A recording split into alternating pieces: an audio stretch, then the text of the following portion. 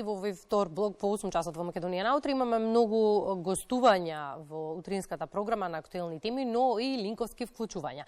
Ване Марковски повторно го имаме на линк со многу убава тема за која што секако вреди гласно да се зборува. Имено мултидисциплинарен тим од Македонија понесе прва награда на 62-тиот научен конгрес за неуронаука кој што се одржа во Пула, Хрватска. На оваа тема Ване утрово разговара со доцент доктор Владимир Рендевски. Ване, добро утро, се надевам се слушаме. Темата е убава, актуелна, повелете.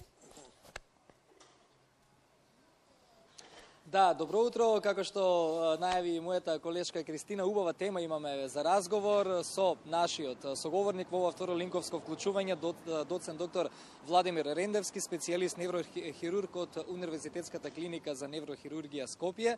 Докторе, добро утро. Вчера се вративте од Пула, Хрватска, со, се разбира, убави вести. Но ајде прво да кажеме околу 62-тиот интернационален медицински научен конгрес за неуронаука. Колку време се одржуваше и единствен ли тим бевте од Македонија? Два тима имаше од Македонија. Добро утро на нашите гледачи. Интернационалниот меѓународен научен конгрес Mind and Brain е 62 оваа година поред.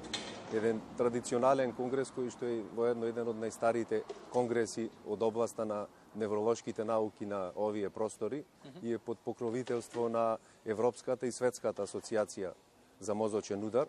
Така што како мултидисциплинарен тим оваа година се представивме со дел од нашите се уште не публикувани резултати од нашето второ истражување што го работиме во областа на влијанието на одредени биомаркери кај пациенти со хеморагичен мозочен удар. Така. Колку време се одржуваше конгресот во Пула, Хрватска? Од каде се имаше тимови, имавте можностите да размените искуства од повеќе земји или од светот? Конгресот се одржуваше од 18 до 21 мај.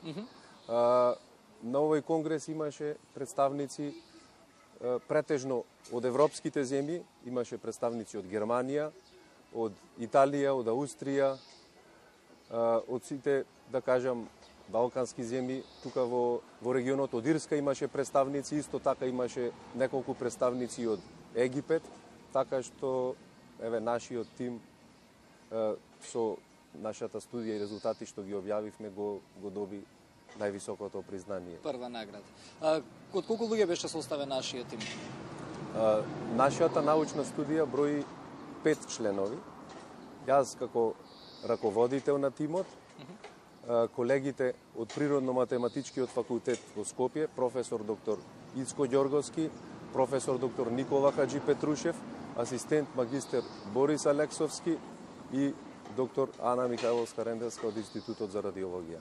Верувам дека сите како тим бевте заедно на конгресот или вие бевте како представник? Јас го представував научниот труд, останатите членови не беа. Меѓутоа, успехот, заслугата е на сите. Што значи ова, докторе, не само за вас како мултидисциплинарен тим, туку и воопшто за македонската наука и македонската медицина една ваква прва награда, едно вакво прво признание на ваков значаен интернационален конгрес?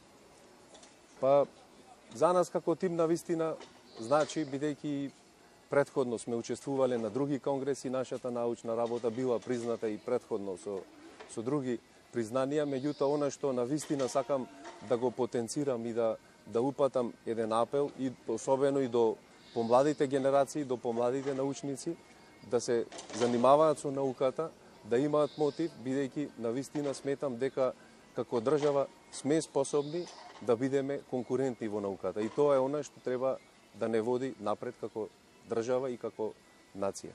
Така. Околу следните планови, следните успеси, вакви конгреси кои што како тим планирате да ги освојувате, ако можам така да кажам, дали постојат некои вакви во блиска иднина? Па работиме на ова поле ние континуирано, веќе се занимаваме во оваа област од 2013 година и најскоро сега во план ние дел од овие резултати, како што кажав, не публикувани, така. Во план ние да ги објавиме во научно списание, практично да бидат вреднувани и елаборирани од научната јавност. Така што за да се спреми еден научен труд, не треба да се представи само на конгрес, туку основното е да биде публикуван, каде што прифаќањето во едно научно списание е вистинската валоризација, дали тој труд вреди или не. Така. Кога зборуваме за публикување, чинам дека пред неколку месеци кога ни гостувавте во Македонија наутро, зборувавме за еден таков публикуван труд во едно списание. Тоа беше практично првиот дел од оваа втора наша научна студија, која што брои 73 пациенти со хеморагичен мозочен удар, и првиот дел се однесуваше на прогнозата на отокот на едемот после настанувањето на мозочниот удар врз основа на одредени биомаркери, и тој труд беше објавен во март месец во специјалниот број за мозочни биомаркери на реномираното медицинско списание Brain Pathology со фактор на влијание 9, што на вистина ни значеше нас многу, бидејќи тој резултат беше признат од научната јавност, од нашите колеги, и ни даде на вистина поттик да продолжиме дека сме на правиот пат во оваа област. Значи сега се очекува публикација и на токму овој научен труд, за кој што освоивте прва награда. Честитам уште еднаш до целиот тим. Со ова докажувате дека, како што кажавме и ние, иако сме мала држава, сепак навистина имаме плодна почва за вакви научни трудови и навистина луѓе кои што може да придонесат за тоа. Ке се согласите со мене? Така е. Ви благодарам уште еднаш за гостувањето. Тука, ќе го одјавам ова второ линковско вклучување. Се гледаме некаде околу 9 часот и 10 минути, Кристина, со уште еден исто така убав повод, но овој пат од тема здравство, ќе се преселиме на тема култура.